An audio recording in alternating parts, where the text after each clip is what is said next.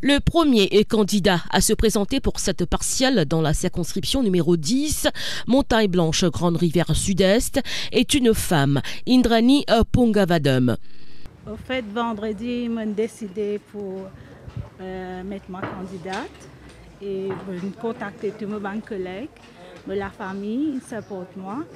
Et je remercie tout, la famille, ma maman, mes prières. Il y a une surprise pour lui. Il n'est pas au courant. Au collège d'État de Bel-Air, les officiers du bureau du commissaire électoral sont mobilisés depuis 5 heures ce matin pour que l'exercice de dépôt des candidatures se déroule sans anicroche. Comme on nous connaît, le soir est ouvert ce matin à 9 h pile. Ils sont déjà à midi et nous gagnons maintenant un candidat d'une alliance et 4 candidats indépendants. À 4 candidats indépendants, là, il y en a un, c'est un document pas en règle. Il y a un candidat d'un parti politique.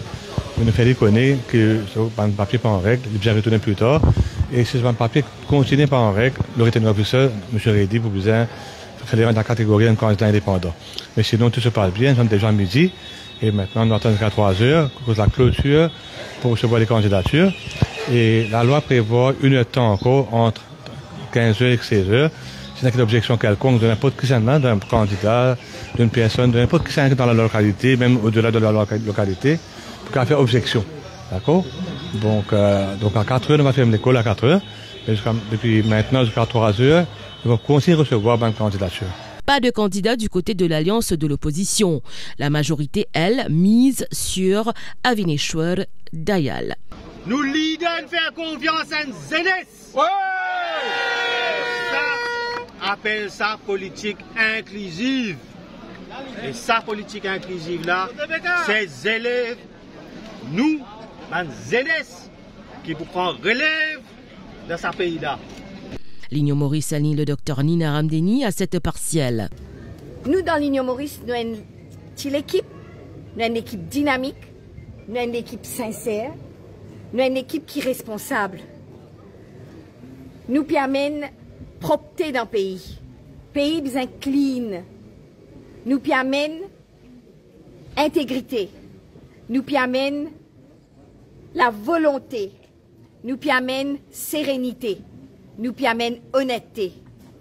Et surtout, nous pour démon Mandimoun dans le numéro 10, croire dans nous parce que nous croyons dans eux.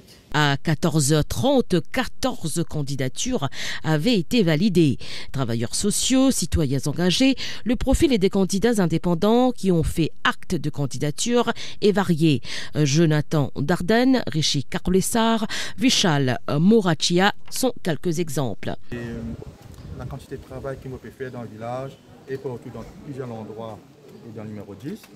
Et maintenant, encouragement, je m'en ça, c'était déjà pu faire ça quand tu travail là. Mais lance-toi et pour lance-moi, on va faire mieux pour les villages et pour tout le numéro 10, on va faire beaucoup de bien. Ça fait mon plaisir aujourd'hui. Je viens déposer ma candidature à l'occasion de partiel numéro 10. Moi, je te connais. Il y a une partielle, en l'occurrence, d'un ministre qui vient de démissionner. Il a démissionné le mois février, aujourd'hui en juillet. Nous n'avons pas aucune explication jusqu'à présent, ni de la part du gouvernement, ni de la part du ministre, de l'ex-ministre. Et moi, en tant qu'un jeune, je me sens révolté. Concernant pour mon pays, j'ai envie de mon pays, et je trouve que nous besoin de l'avant. Nous besoin de l'avant pour qu'il nous capables de sauver ce pays. Nityanan Ragnaut du Mauritius Conservative Party et Krishna Guja de l'Union socialiste mauricienne sont aussi de la partie, tout comme le FSM de Selmia qui aligne un candidat, soit Selmia lui-même. Dans l'ensemble du monde, quand il y a un change of paradigm, il y a un changement de paradigme dans le monde, nous trouvons un indépendant, une partie travaille dans l'Est. Nous trouvons Macron dans l'impasse politique. Nous trouvons Sonap, il disparaît de l'OMAP. Qui fait pas possible un Selmia élu dans le numéro 10.